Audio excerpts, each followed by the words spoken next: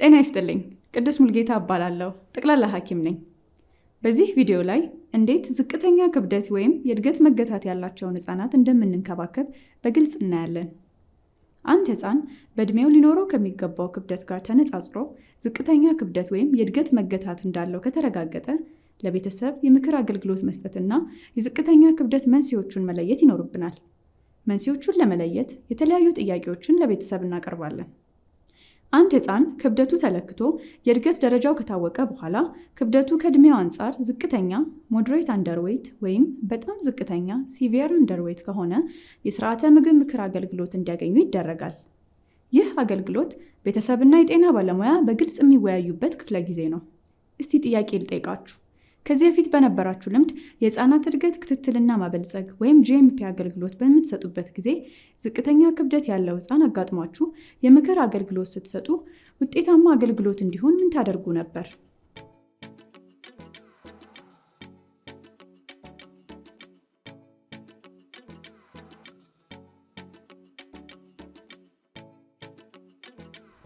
ጥሩ።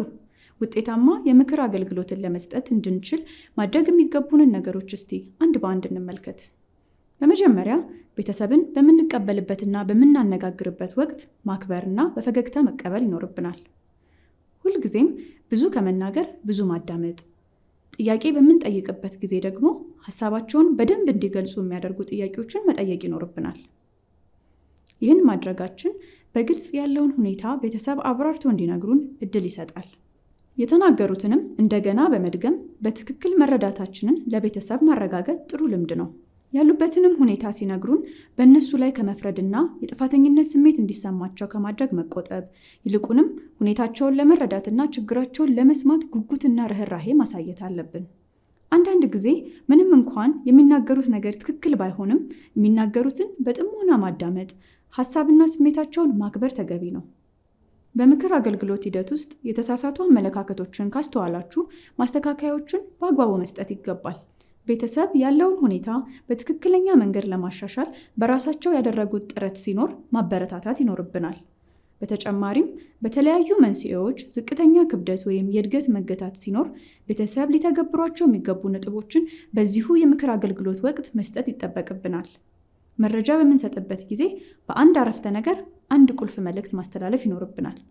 ይህም የምንነግራቸውን ነገር በትክክል እንዲረዱና እንዲተገብሩ ይረዳል።